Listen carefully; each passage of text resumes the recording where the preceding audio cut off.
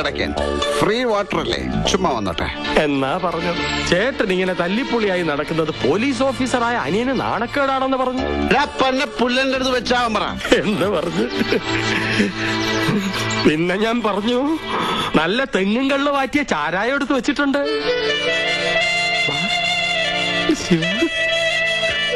കണ്ണ് നിറഞ്ഞു പോയി ആ മനുഷ്യന്റെ. ആ ഒറ്റ കാരണം കൊണ്ടാ കൂടെ പോകുന്നത്. ഇനി ഇത് കൊടുത്തില്ലെങ്കിൽ IPC സെക്ഷൻ ഏതോ ഒരു നമ്പർ പ്രകാരം വഞ്ചന കുറ്റമാവില്ലേ? ചാണ്ടേ പോരെ, ഇവിടെ എക്സൈസ് ചെക്ക് പോസ്റ്റ് ഒന്നുമില്ല. വാ, പറഞ്ഞ സാധനം തന്നെ കൊണ്ടുവന്നല്ലോ.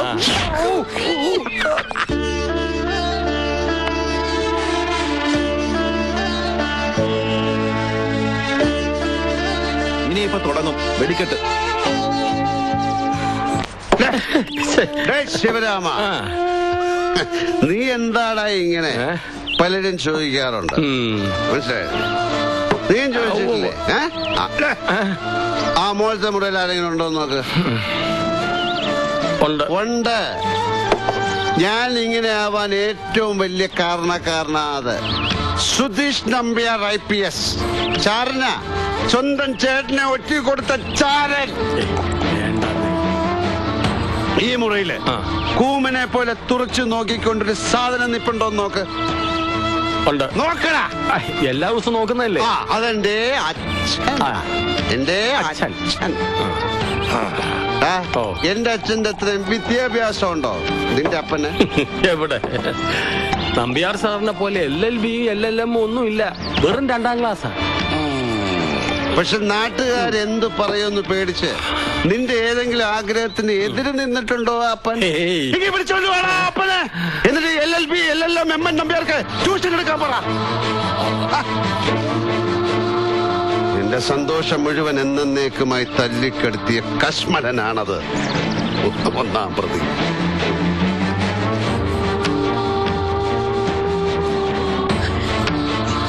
പിന്നെ അമ്മ കാര്യം ഇതൊക്കെ എന്തോന്ന് കരച്ചില് മോനെ.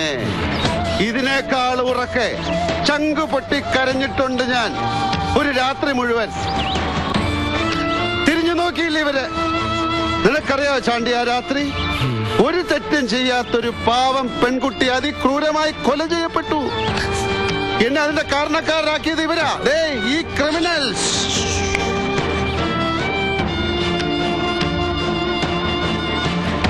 എന്തു പറഞ്ഞാലും കേൾക്കാൻ ബാധ്യസ്ഥരാ ഞങ്ങള്. ഒക്കെ സംഭവിച്ചു പോയി. തെറ്റ് മുഴുവൻ ഞങ്ങളുടെ ഭാഗത്താ. അതിന്റെ പേരില് സ്വയം ശിക്ഷിക്കാൻ തുടങ്ങിയിട്ട് കാലം കുറെ ആയില്ലേ? ഒക്കെ ശരിയാവും. ഒരു ദിവസം വലിയൊരു ദുരന്തം സംഭവിച്ചു.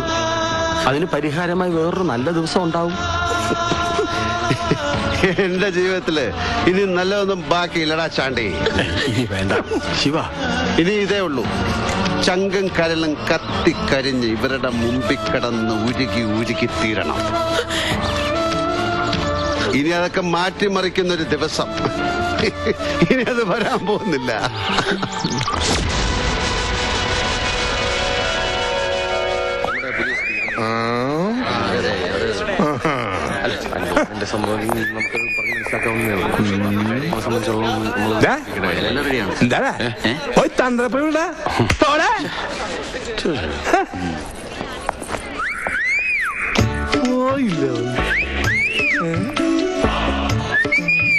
ഇതായിരുന്നു നിന്റെ റിംഗ് റോങ്.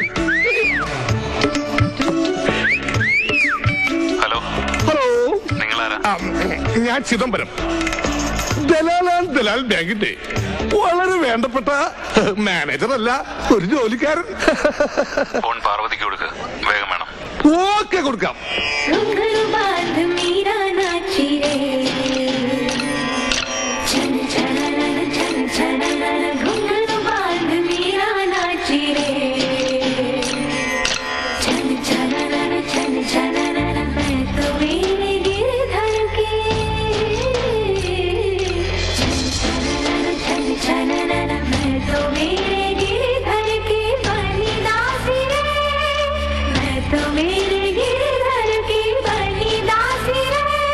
പാർവതി, നമ്മൾ സംശയിച്ചത് സത്യമാണെന്ന് എനിക്ക് ബോധ്യമായി.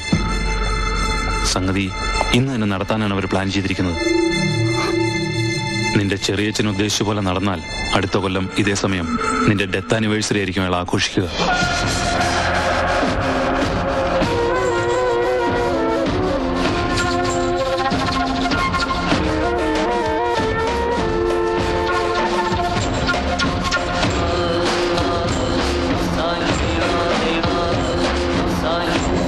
മതിയടി ഫോൺ ചെയ്തത്. വാ വന്ന് കേക്ക് മുറിക്കും. വാ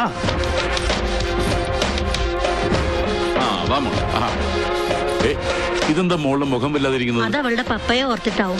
എന്നെ ഇപ്പൊ വിളിച്ചതേ ഉള്ളൂ. പപ്പ എന്ത് പറഞ്ഞു? നിന്നോട് ഹാപ്പി ബർത്ത്ഡേ പറയാൻ പറഞ്ഞു. പിന്നെ മെഡിക്കൽ ചെക്കപ്പ് തുടങ്ങി.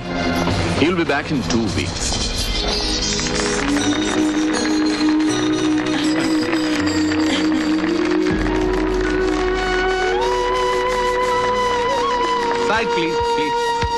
ലേഡീസ് ആൻഡ് ജെന്റിൽമെൻ, ഈ മുഹൂർത്തത്തിൽ മിസ് പാർവതിക്ക് സമ്മാനം നൽകുന്നതിനായി പാർവതി ബാങ്കേഴ്സ് ആൻഡ് ഫിനാൻസിയേഴ്സിന്റെ ലീഗൽ അഡ്വൈസർ ഈ തോമസ് ജേക്കബിനെ സാദരം ക്ഷണിച്ചുകൊള്ളുന്നു. Thank you. ഇനി പാർവതിയെ കുറിച്ച് 2 വാക്ക്. Jacob 1 minute please. ഇനി പാർവതിയെ കുറിച്ച് 1 minute.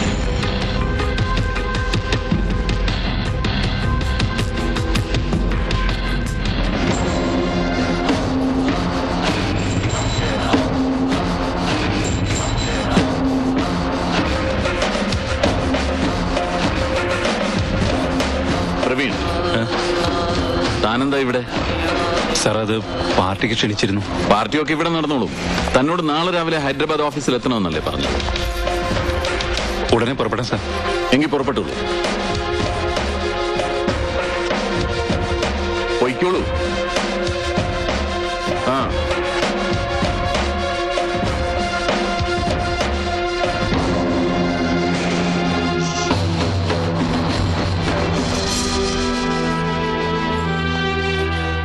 എന്താ ചെയ്യാ?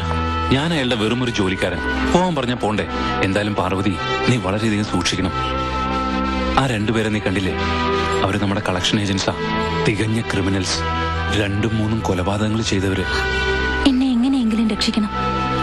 പപ്പ തിരിച്ചു വരുന്നവരെയെങ്കിലും എനിക്കൊരു സേഫ് പ്ലേസ് വേണം. ഒരു കാര്യം ചെയ്യും, ആരുടെയും കണ്ണിപ്പെടാതെ നിനക്ക് ഇവിടുന്ന് പുറത്തിയാടാൻ പറ്റുമോ? എപ്പോ? ഇപ്പൊ തന്നെ ഗാന്ധി സ്ക്വയറിലെ നമ്മുടെ ബ്രാഞ്ചിനടുത്തേക്ക് വന്നാൽ മതി. ഓക്കെ?